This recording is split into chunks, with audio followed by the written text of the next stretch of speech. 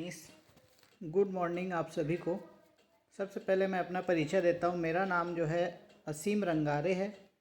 मैंने B computer science में किया हुआ है और विगत 8 वर्षों से आईटीआई में ट्रेनिंग ऑफिसर या प्रशिक्षण अधिकारी का कार्य कर रहा हूँ। ठीक है, इसके पहले भी मैंने बहुत सारे जॉब्स किए हैं। बैंक में था उसके पहले और उसको छोड़ के फिर मैं यहाँ आया हूँ। ये तो हुआ मेरा छोटा सा इंट्रोडक्शन, मैंने आपको दे दिया। चूँकि ये अभी हम लोग ऑनलाइन ही कर रहे हैं, लॉकडाउन के कारण वैसे ही 3 माह आपका विलम्ब से जो है क्लासेस चालू हुई है ना। वैसे नहीं तो जनरली क्या होता है, अगस्त में आप लोग की क्लासेस स्टार्ट हो जाती है। तो अभी आईटीआई तो आना नहीं है, तो इस तरीके की क्लासेस के द्वारा ही आपको आईटीआई के कोर्स के बारे में मैं बताऊंगा और सिखाऊंगा। और ये जो आईटीआई का कोर्स है 1 साल का होता है और आपके कोर्स का नाम तो आप सभी को पता है होगा। मेरे ख्याल से कोपा जो है उसका फुल फॉर्म सबको पता होगा, computer operator and programming assistant. ठीक है, तो आपके सामने जो स्क्रीन पे दिखाई दे रहा है कोपा क्लास 1। आज हम पहला क्लास है हमारा इंट्रोडक्शन क्लास, इसमें ये सारी चीज़ों को कवर करेंगे। ठीक है, इसका जो टाइटल है वो है सेफ वर्किंग प्रैक्टिस। ठीक है, इसके पहले मैं ये क्लास स्टार्ट करने के पहले आपको ये बता देता हूँ कि जो कोपा का कोर्स है वो तो 1 वर्षीय आप सभी को पता ही है ना। आप लोग का जो एग्ज़ाम होगा नेक्स्ट है ना 1 वर्षीय कोर्स का, वो होगा जुलाई अगस्त में होता है, जुलाई अगस्त 2021 में। तो उस समय तक अपने को सारा कोर्स जून तक हम टारगेट रखते हैं, जून तक कंप्लीट कर लिए, 1 महीना पहले ही ऐसे ही हम प्रयास करेंगे। तो आपका जो बेसिकली कितने चैप्टर है, क्या क्या पढ़ना है, मैं ओवरव्यू आपको आज हल्का सा दे रहा हूँ। उसके बाद हम ये जो क्लास आपके स्क्रीन पर दिखाई दे रहा है उसको हम स्टार्ट करेंगे। ठीक है, तो सबसे पहले तो हम जो पहला चैप्टर अभी जो लिखा हुआ हूँ मैं, सेफ वर्किंग प्रैक्टिस, ये हम देखेंगे कि आईटीआई के बारे में जानेंगे कि आईटीआई क्या होता है, क्या ट्रेड में आप कर रहे हो, कोर्स की अवधि क्या होती है, इसको पढ़ने का फ़ायदा क्या है और इसमें सेफ्टी क्या क्या लेना चाहिए हमको। ये सारा चीज़ है आपका ट्रेड का परिचय या ट्रेड इंट्रोडक्शन कहलाता है। ठीक है, जो आज हम पूरा इसके बारे में जानेंगे। उसके बाद जो आपका आएगा वो रहेगा introduction to computer and window operating system. ठीक है, तो जो ऑपरेटिंग सिस्टम है, पहले कंप्यूटर के बारे में जानेंगे, कंप्यूटर कैसे आया, क्या हुआ, उसका क्या बोलते हैं, उसकी पीढ़ियाँ क्या थी, उसके प्रकार क्या थे, उसके लाभ क्या थे, है ना। उसके बाद हार्डवेयर सॉफ्टवेयर क्या होता है, विभिन्न प्रकार के प्रोसेसर कौन कौन से होते हैं, ऑपरेटिंग सिस्टम क्या होता है, ये सब फर्स्ट चैप्टर में आएगा आपका। सेकेंड आएगा आपका computer hardware and software installation, मतलब हार्डवेयर और सॉफ्टवेयर के बारे में जानेंगे और उसका इंस्टॉलेशन हम कैसे करते हैं ये हम पढ़ेंगे उसके बारे में। थर्ड चैप्टर है आपका डॉस एवं लाइनक्स ऑपरेटिंग सिस्टम। ठीक है, डॉस एवं ऑपरेटिंग लाइनक्स सिस्टम में हम ऑपरेटिंग सिस्टम जो होता है डॉस कमांड बेस होता है, उसके कमांड्स देखेंगे और विंडो ऑपरेटिंग सिस्टम के बारे में जानेंगे। उसके बाद फोर्थ चैप्टर है एमएस वर्ड, है ना।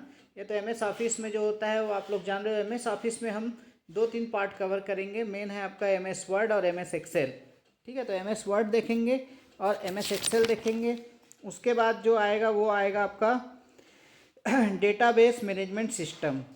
ठीक है, एमएस वर्ड एमएस ऑफिस में से हम 3 चीज़ मेनली देखेंगे जो सबसे ज़्यादा, एमएस वर्ड, एमएस एक्सेल और पावर पॉइंट। उसके बाद आपका आएगा डेटाबेस मैनेजमेंट सिस्टम। ठीक है, तो डेटाबेस हम मतलब कि डेटा को कैसे स्टोर करते हैं ये सारा चीज़ देखेंगे। एमएस एक्सेस आ जाएगा, उसमें आरडीबीएस के कुछ आरडीबीएमएस के कुछ कमांड्स आ जाएंगे, एसक्यूएल कमांड्स जिसको कहते हैं, वो सारे के बारे में देखेंगे। उसके बाद आपका नेक्स्ट चैप्टर है 8वां नेटवर्किंग कॉन्सेप्ट। ठीक है, तो नेटवर्किंग कॉन्सेप्ट है हम कंप्यूटर नेटवर्क कैसे बनता है, उसके कितने प्रकार होते हैं, क्या क्या अवयव होते हैं, सारा चीज़ जो कंप्यूटर नेटवर्क में आता है वो सारा चीज़ देखेंगे। नेक्स्ट आएगा आपका इंटरनेट, है ना, इंटरनेट कॉन्सेप्ट, उसके बारे में पढ़ेंगे, इंटरनेट के बारे में। फिर आएगा आपका वेब डिज़ाइनिंग कॉन्सेप्ट। तो जो वेब डिज़ाइनिंग कॉन्सेप्ट है उसमें आपका एक HTML है ना, HTML language, hyper text markup language, उसके बारे में पढ़ेंगे। फिर आएगा आपका जावा स्क्रिप्ट। ठीक है, तो जो ये HTML है उसी का ही एक्सटेंडेड फॉर्म है जावा स्क्रिप्ट। जावा स्क्रिप्ट आएगा, उसके बाद विजुअल बेसिक फॉर एप्लीकेशन आएगा और फिर टैली आएगा। तो बेसिकली इतने चैप्टर्स आपको पूरा जून तक कंप्लीट करना है ना। मैं आपको करवाऊंगा ये सारे चैप्टर्स। और जो लास्ट के 2 चैप्टर है ई कॉमर्स और साइबर सिक्योरिटी, ये आपका थ्योरी है, इसको खाली आपको याद करना है। तो ये आपका बेसिकली 15 चैप्टर हैं आपके, है ना, कोपा के सिलेबस में। और सिलेबस तो मैं आपको पहले भेज ही चुका हूँ, आप लोग को पेज नंबर भी लिखा हूँ, आप खोल के देख सकते हो उसको क्या है सिलेबस। ठीक, अब हम इस कोपा क्लास 1 में आते हैं। इसमें सबसे पहले है आपका सेफ वर्किंग प्रैक्टिस। ठीक है, सेफ वर्किंग प्रैक्टिस। तो हम इसमें आईटीआई के बारे में जानेंगे। पहला पॉइंट है हमारा इंट्रोडक्शन ऑफ आईटीआई। ठीक है, तो आईटीआई का फुल फॉर्म क्या होता है? इंडस्ट्रियल ट्रेनिंग इंस्टीट्यूट, और इसको हिंदी में क्या बोलते हैं? औद्योगिक प्रशिक्षण संस्थान। मतलब कि जो हमारे देश की बढ़ती हुई औद्योगिक और इंजीनियरिंग आवश्यकता है उसको पूरा करने के लिए, है ना, उसकी आवश्यकता को पूरा करने के लिए तथा रोजगार या एम्प्लॉयबिलिटी दिलाने के लिए हम लोग क्या करते हैं? आईटीआई में प्रशिक्षण प्रदान करते हैं। तो यहाँ पर आईटीआई में जो प्रशिक्षण प्रदान करता है वो उसकी जॉब कहाँ लगती है? उद्योगों में या इंजीनियरिंग आवश्यकताएं जो होती है वहाँ पर उनकी जॉब ज़्यादातर लगती है। ठीक है, तो ये तो हो गया आईटीआई। ऐसे हमारे पूरा इंडिया में आईटीआईज हैं। आईटीआईज में भी गवर्नमेंट आईटीआईज अलग हैं, प्राइवेट आईटीआईज अलग हैं। ठीक है, तो आप लोग का जो एडमिशन हुआ है वो गवर्नमेंट आईटीआई में हुआ है। ठीक है, 1 वर्षीय कोर्स है ना। तो ये है आपका आईटीआई, औद्योगिक प्रशिक्षण संस्था। यहाँ पर हम स्कूल की तरह नहीं होता है। स्कूल में क्या होता है? आपको पढ़ाया जाता है, यहाँ पर आपको प्रशिक्षण दिया जाता है। क्योंकि अभी लॉकडाउन के कारण क्लासेस बंद है, तो प्रैक्टिकल अभी जब खुलेगा आईटीआई, जब भी आदेश आएगा मैं आपको इन्फॉर्म करूँगा। तो जब आप आईटीआई आओगे तो प्रैक्टिकल उस समय करोगे। अभी तब तक जो थ्योरी पोर्शन है वो इस क्लासेस के माध्यम से मैं आपका कवर कराते जाऊँगा। ठीक है, तो ये तो था इंट्रोडक्शन ऑफ आईटीआई। आईटीआई के बारे में अगर आप पहले नहीं सुने होंगे तो यही आप लोग को बेसिकली जानना है कि औद्योगिक प्रशिक्षण संस्थान मतलब यहाँ पर आपको ट्रेनिंग लेना है ना, करके देखना है। ठीक, उसके बाद आपका सेकंड पॉइंट है ट्रेनिंग से डिसिप्लिन और पंक्चुअलिटी की अपेक्षा। ठीक, डिसिप्लिन मतलब अनुशासन, पंक्चुअलिटी मतलब समय निष्ठा। तो इसमें हम क्या जब क्लासेस लगती है तो हम ट्रेनिंग्स, या आप ट्रेनिंग्स किसको कहते हैं?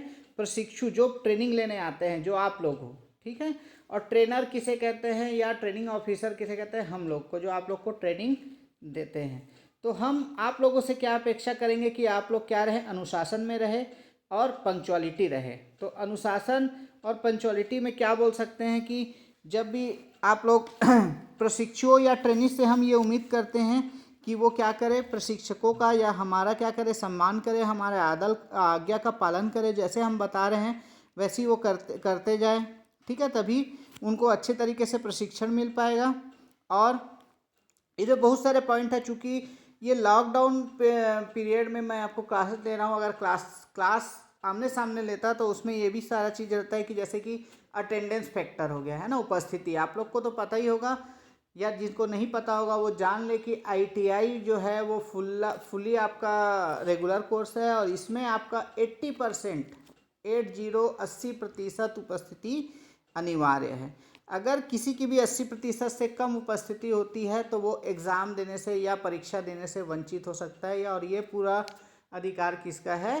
प्रशिक्षण अधिकारी या हमारा है। तो मैं आपका कोपा का ट्रेड टीओ हूँ, मैं आपकी अटेंडेंस देखूंगा, किसी का भी 80% से कम नहीं होना चाहिए। ये सब क्लासेस में आपको बनाया जाता है। तो ये आपकी डिसिप्लिन में आ गया। जो ट्रेनिंग ऑफिसर हैं सबका सम्मान करना है, उनकी आज्ञा का पालन करना है। ठीक है, अगर आप क्लास में कभी नहीं आ पा रहे हो तो उसके पहले आपको सूचित करना है क्यों नहीं आ पा रहे हो, और लंबे समय से अगर बीमार हो तो उसके लिए आपको मेडिकल लगता है। तो ये सारा चीज़ आपका डिसिप्लिन हो गया और समय निष्ठा में आ जाता है। साथ ही साथ अनुशासन या डिसिप्लिन में और 2-4 चीज़ें आती, जैसे कि सकारात्मकता, पॉजिटिविटी होनी चाहिए, आज्ञाकारी होना चाहिए, आत्मविश्वास आपके में होना चाहिए, है ना, कि मैं ये कर सकता हूँ। सतर्कता होनी चाहिए, हर चीज़ से सतर्क रहना है आपको, सामाजिकता होनी चाहिए। तो ये जो है आपके क्या के पॉइंट है? डिसिप्लिन और पंक्चुअलिटी के पॉइंट हैं। ठीक है, अब हम थर्ड पॉइंट देखेंगे, प्रशिक्षण कार्यक्रम का प्रारूप तथा कोर्स की अवधि। ठीक है, कोर्स की अवधि, जैसे कि कोर्स की अवधि आप लोग को पता ही है, जो कोपा है वो 1 वर्षीय कोर्स है, और ये चालू होता है आपका अगस्त से चालू होता है, और जुलाई अगस्त में इसकी एग्ज़ाम होती है। तो पूरा 1 वर्षीय कोर्स है। ये हो गया आपका कोर्स की अवधि। प्रशिक्षण कार्यक्रम में आपको क्या करना है कि प्रशिक्षण कैसे करना है, क्या करना है, उसके बारे में स्पष्टता होनी चाहिए। ज़रूरत से ज़्यादा लोड भी नहीं लेना है, क्योंकि दिमाग क्या करता है, कुछ चीज़ों को एक्सेप्ट कर पाता है, कुछ चीज़ों को एक्सेप्ट नहीं कर पाता है। तो ओवरलोड अगर करेंगे तो कई चीज़ें समझ में नहीं आएगी। इसलिए अपनी क्षमता के अनुसार, कैपेसिटी के अनुसार हमको क्या करना है, सीखना है। ठीक है, ओवरलोड नहीं करना है, ज़रूरत से ज़्यादा टेंशन भी नहीं लेना है। थर्ड है आपका कंसिस्टेंसी।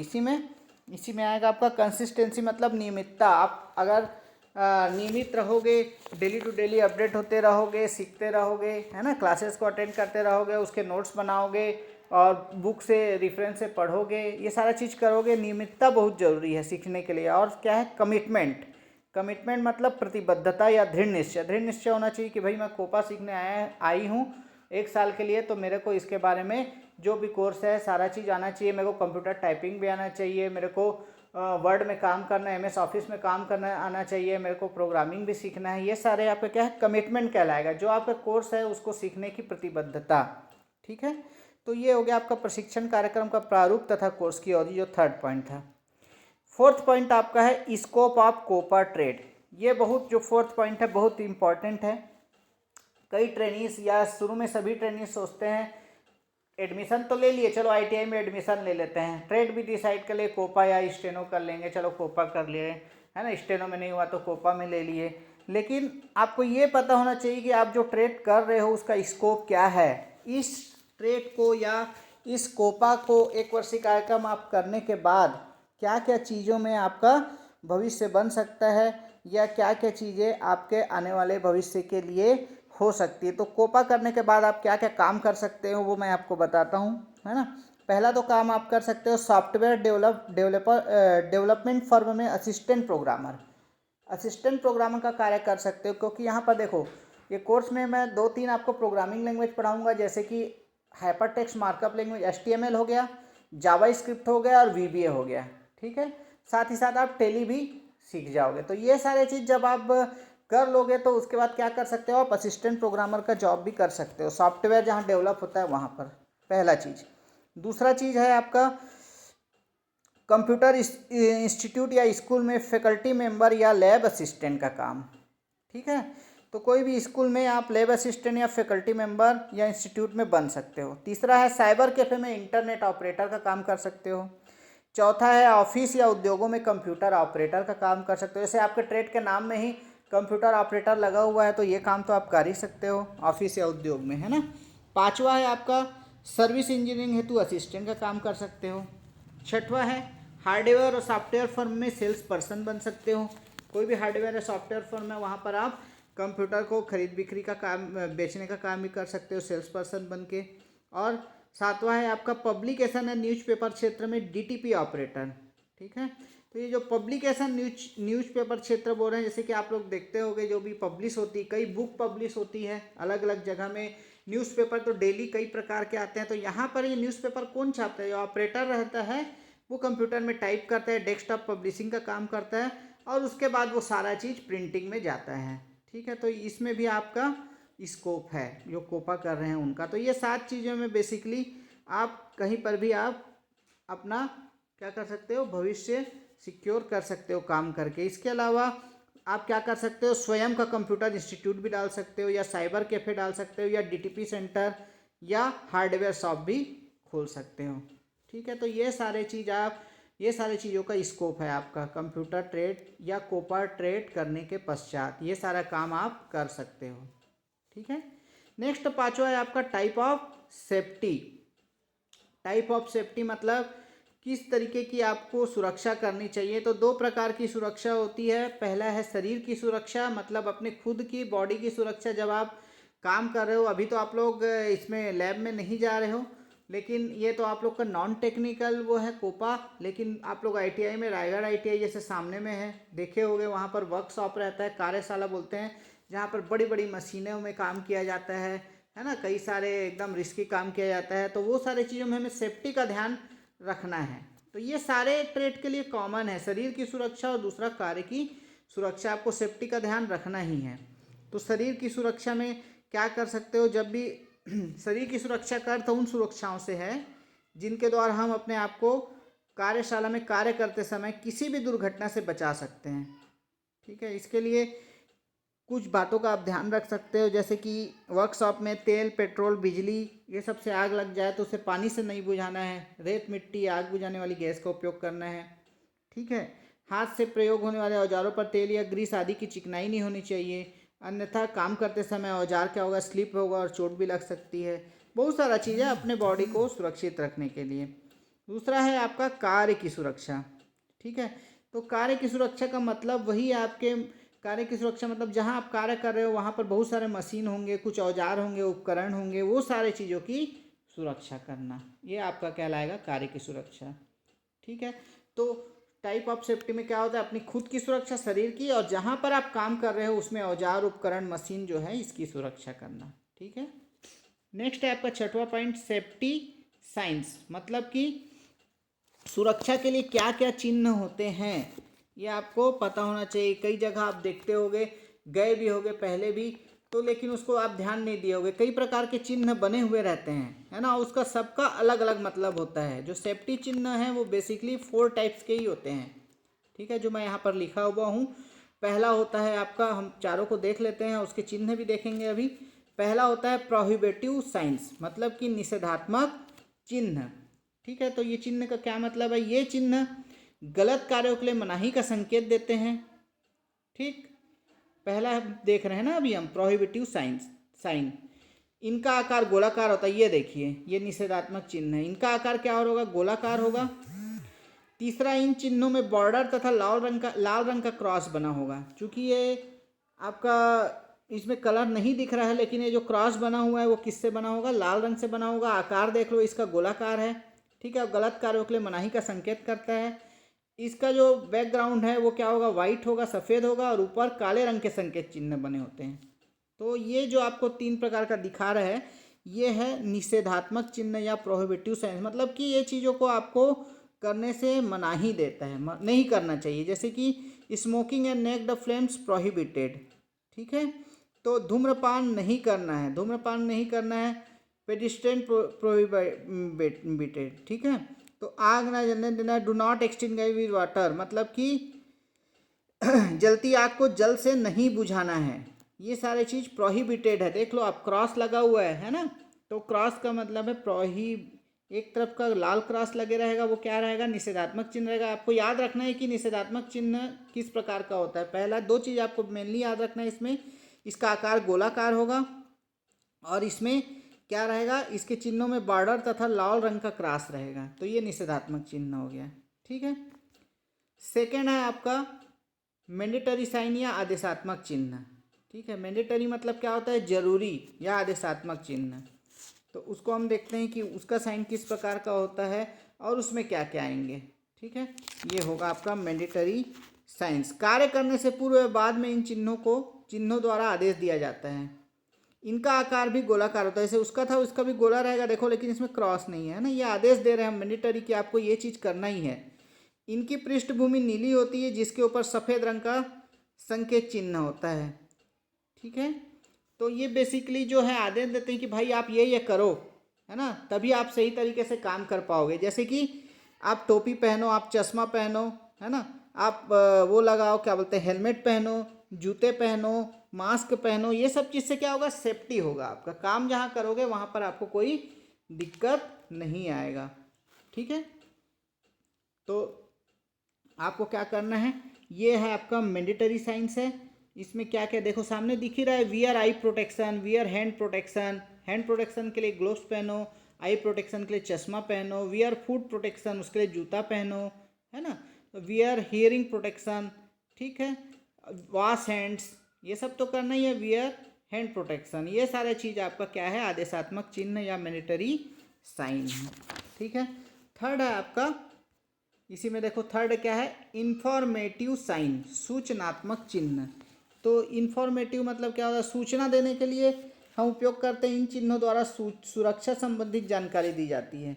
इनका आकार वर्गाकार होता है। देखो पहले के दो था, उनका आकार गोलाकार था, लेकिन पहले वाले में एक तरफ क्रॉस लगा था निषेधात्मक में, दूसरे वाले में आपका क्रॉस नहीं लगा था आदेशात्मक में। उसमें सिंपल आपको आदेश किया था कि वियर ये, या ये पहनो, या ये पहनो, या ये रखो, ये सब आदेश किया था। लेकिन थर्ड वाले में आपको क्या दे रहा है, सूचना दे रहा है। और इनका आकार कैसा रहेगा, वर्गाकार रहेगा। ये देखिए आपका ये सूचनात्मक चिन्ह है वर्गाकार, और इनकी पृष्ठभूमि हरे रंग की तथा संकेत चिन्ह सफ़ेद होता है।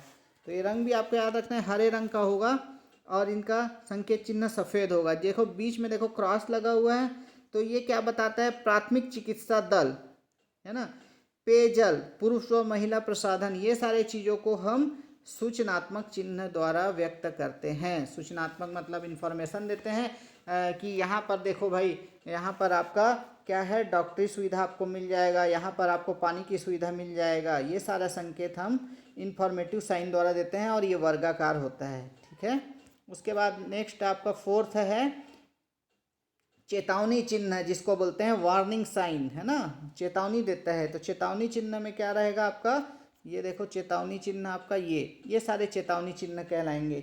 इन चिन्हों द्वारा आने वाले खतरे की चेतावनी दी जाती है। ठीक है, कुछ भी खतरा हो सकता है, इसकी क्या करेंगे, चेतावनी देंगे। भाई बिजली के झटके लग सकते हैं, आग का भय हो सकता है। ठीक है, अब देखो वो दोनों का गोलाकार था, फिर थर्ड वाले का आपका वर्गाकार हुआ। अब इसका क्या रहेगा, त्रिकोण होता है जो वार्निंग रहेगा उसका।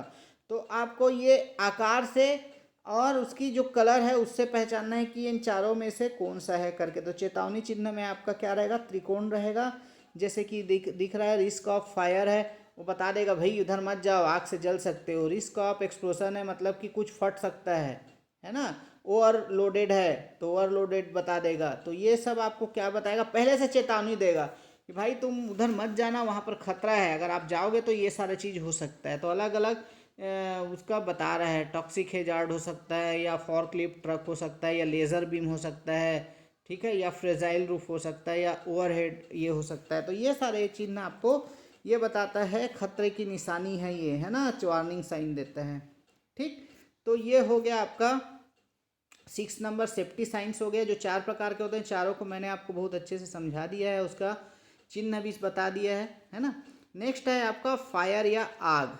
ठीक है, तो आग जो है ज़्यादातर क्या होता है, आग वगैरह लग जाती है, कहीं पर भी आग लग सकती है आप काम करते हुए।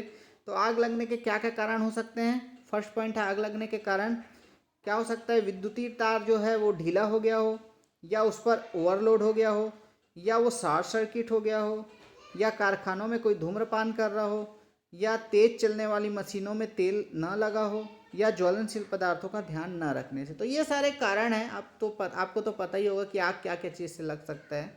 तो ये मैं आपको एक बार बता दिया कि आग लगने के क्या कारण हो सकते हैं। अब मेन है जो सेकेंड है आग के प्रकार। ये आपको याद रखना है कि किस टाइप का जो आग है वो कौन से टाइप में आता है।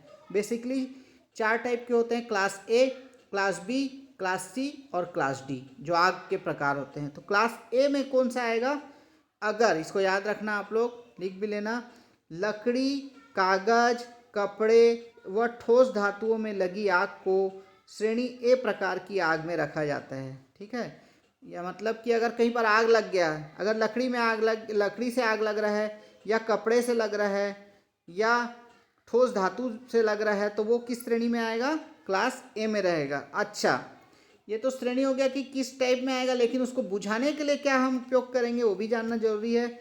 इस प्रकार की आग को बुझाने के लिए पहले आग की तली में पानी डालते हैं, तत्पश्चात आग के ऊपर पानी के फुहारे डाले जाते हैं, क्लास ए में।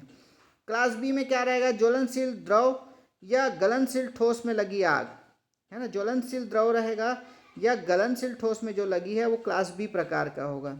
इसमें हम पानी नहीं डालेंगे, इसमें हम क्या करेंगे, इस आग को बुझाने के लिए कार्बन डाइऑक्साइड, फोम या सूखा पाउडर का उपयोग करते हैं। इसमें पानी नहीं डालना है, याद रखना है आपको श्रेणी बी में। श्रेणी सी जो है, इसमें क्या होगा, गैस एवं द्रवित गैस में लगी आग जो रहेगा वो श्रेणी सी में आएगा। इसको बुझाने के लिए बहुत सावधानी से बुझाना पड़ता है, क्योंकि इसमें एक्सप्लोजन मतलब विस्फोट भी हो सकता है और आग फैल भी सकती है। इसके लिए हम क्या उपयोग करते हैं, ड्राई पाउडर वाले फायर एक्सटिंगाइजर का उपयोग करते हैं। ठीक है, फोर्थ है आपका श्रेणी डी या क्लास डी। धातु और विद्युत से लगी आग जो रहती है वो क्लास डी में आती है। तो इसके लिए हम carbon dioxide, dry powder, CTC extinguisher का प्रयोग करते हैं इसमें।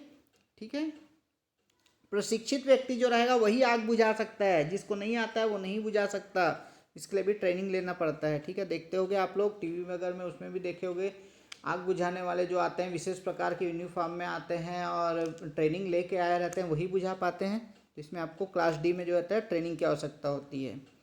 उसके बाद नेक्स्ट है आपका आग बुझाने के साधन। तो 4 प्रकार से आप आग बुझा सकते हो। पहला तो पानी से भरी बाल्टी से, वो तो मैं पहले बताया था। दूसरा रेत से भरी बाल्टी, आप देखे होगे आग में रेत भी डालोगे तो वो बुझ जाता है, छोटा मोटा रहता है जो भी। तो थर्ड है आपका कैनवास शीट से भी बुझा सकते हैं। और चौथा जो है अग्निशामक यंत्र या फायर एक्सटिंगाइजर जिसको बोलते हैं।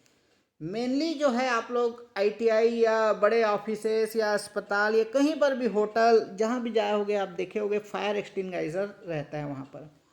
तो ज़्यादातर उपयोग अग्निशामक यंत्र या इंग्लिश में उसको क्या बोलते हैं, फायर एक्सटिंगाइजर, इसका उपयोग किया जाता है आग बुझाने के लिए। ठीक है, तो टाइप ऑफ फायर एक्सटिंगाइजर हम देखते हैं कि कितने टाइप के होते हैं फायर एक्सटिंगाइजर या अग्निशामक यंत्र, है ना। और उनके नाम क्या क्या है। पहला है वाटर फील्ड एक्सटिंगाइजर या जल से भरे एक्सटिंगाइजर, है ना।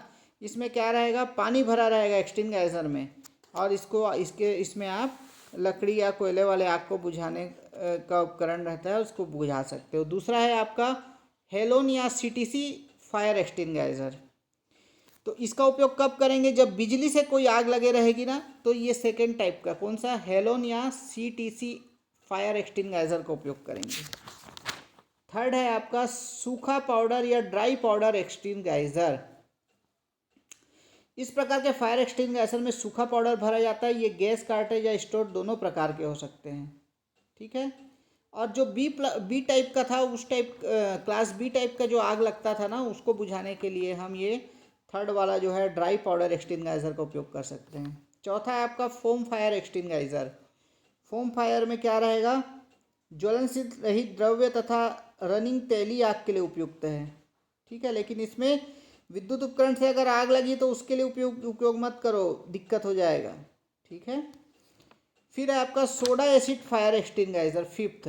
ये लकड़ी, कोयले इत्यादि या कपड़ों से लगी आग को बुझाने के लिए हम क्या उपयोग करते हैं, सोडा एसिड फायर एक्सटिंगाइजर उपयोग करते हैं। लास्ट है सिक्स आपका CO2 फायर एक्सटिंगाइजर या कार्बन डाइऑक्साइड फायर एक्सटिंगाइजर। ये विशिष्ट आकार के कारण आसानी से पहचाने जाते हैं। इसकी टंकी पर ही क्या देखते हैं हम, CO2 लिखा रहता है। ठीक है, साधारणतः यह खुली हवा में प्रभावी नहीं होते हैं। ये क्लास बी प्रकार के आग को बुझाने के लिए उपयोग किए जाते हैं।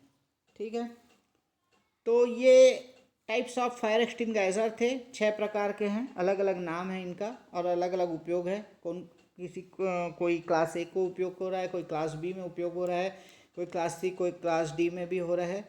तो विभिन्न प्रकार की आगों को बुझाने के लिए हम ये फायर एक्सटिंगाइजर का उपयोग कर सकते हैं। ठीक है, आग क्या होता है, वो कितनी आग के प्रकार क्या होते हैं, 4 टाइप के होते हैं, class A, class B, class C, class D. फिर उसके साधन मतलब बाल्टी, पानी का बाल्टी रख सकते हो, रेत वाला रख सकते हो, है ना, ये बताया था, या कैनवास शीट या फायर एक्सटिंगाइजर, ये साधन हो गया। उसके बाद इसका टाइप ऑफ फायर एक्सटिंग, ये था आपका आग का। तो ये हमारा आज फर्स्ट क्लास था कोपा का, जिसमें हम इंट्रोडक्शन पार्ट देख लिया और सेफ वर्किंग प्रैक्टिस, मतलब कि आपको ITI में जब जाओगे या कोई उद्योग में काम करोगे या कहीं फैक्ट्री में काम कर रहे हो, तो ये सारी सेफ्टी अपनानी पड़ेगी, अपनानी चाहिए, जिससे कि आप किसी दुर्घटना से बचो, आपको कोई चोट ना पहुँचे, और वहाँ जहाँ काम कर रहे हो वहाँ भी किसी प्रकार की दुर्घटना ना हो, उनके मशीन, औजार, उपकरण जो हैं वो भी सही सलामत कार्य करें, आप भी सही सलामत रहो और सारा चीज़ अच्छे से काम हो। तो ये सेफ्टी आपको के बारे में जानना बहुत ज़रूरी है ना। तो ये आज की जो क्लास है, इसका जो वे है मैं अभी आपके ग्रुप में डालूँगा, इसको आप लोग अच्छे से देख लेना, है ना। बार बार जहाँ पर समझ में नहीं आए 2-3 बार उसको वो करके देख लेना। अगर कुछ फिर भी डाउट रह जाता है तो मेरे से आप क्या कर सकते हो, ग्रुप में पूछ सकते हो। ठीक है, तो इस तरीके से आज का ये क्लास ख़त्म होता है। ठीक है, नेक्स्ट क्लास में हम लोग मिलते हैं फिर। Have a nice day.